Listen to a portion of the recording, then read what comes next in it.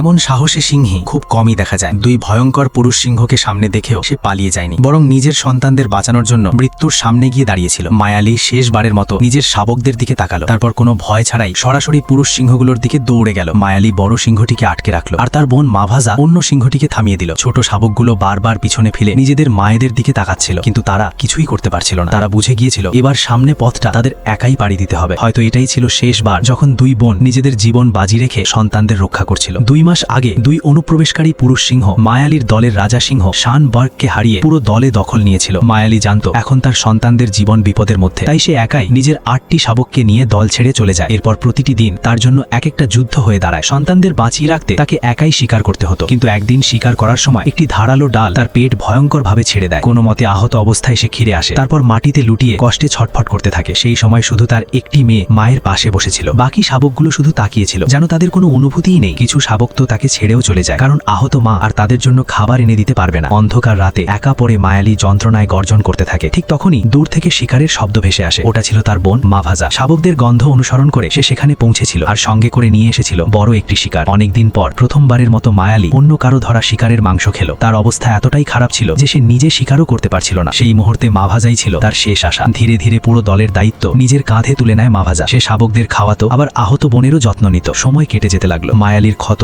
ধীরে ধীরে সেরে উঠতে শুরু করলো, কিন্তু শাবকগুলো এখনো ঠিকভাবে শিকার করা শেখেনি। তখন মাভাজা তাদের শেখানো শুরু করলো কিভাবে শিকার বেছে নিতে হয়, কিভাবে নিঃশব্দে কাছে যেতে হয়, আর কোন প্রাণীদের থেকে দূরে থাকতে হয়। একদিন সে সবাইকে সত্যিকারের শিকারে নিয়ে গেল। মাভাজা দ্রুত আক্রমণ করে শিকারটিকে ফেলে দিল, কিন্তু তাকে হত্যা করলো না। শেষ আঘাতটা সে শাবকদের জন্য ছেড়ে দিল, যাতে তারা শিখতে পারে আসল শিকারী কিভাবে তৈরি হয়। আর এবার তারা নিজেদের মায়েদের হতাশ করেনি। দুই বোন গর্ভভরা চোখে নিজেদের সন্তানদের দেখছিল, কিন্তু শাবকগুলো বড় হওয়ার সঙ্গে সঙ্গে দলে উত্তেজনাও বাড়তে শুরু করলো। কিছু বড় শাবক ছোটদের জন্য বিপদ হয়ে উঠছিল। অবশেষে ভারী হৃদয়ে মায়ালিকে বড় হয়ে যাওয়া তরুণ সিংহদের দল ছেড়ে যেতে বাধ্য করতে হয়। কিন্তু তারা চলে যাওয়ার কিছুক্ষণ পরই দূর থেকে ভেসে আসে পুরুষ সিংহদের গর্জন। সেই অনুপ্রবেশকারী সিংহগুলো তাদের অনুসরণ করতে করতে সেখানেও পৌঁছে গিয়েছিল। বিপদ একেবারে সামনে এসে দাঁড়িয়েছিল। ভয়ে শাবকগুলো দৌড়াতে শুরু করলো, কিন্তু অবাক করা বিষয় হলো মায়ালি আর মাভাজা সেখানেই দাঁড়িয়ে রইল। দুই বোন ধীরে ধীরে পুরুষ সিংহগুলোর দিকে এগিয়ে গেল। মায়ালি একটিকে আটকালো, আর মাভাজা অন্যটিকে। তারা শুধু নিজেদের সন্তানদের একটু বেশি সময় দিতে চেয়েছিল, যাতে তাদের বেঁচে থাকার সম্ভাবনা বাড়ে। দৌড়াতে থাকা শাবকগুলো বারবার পিছনে ফিরে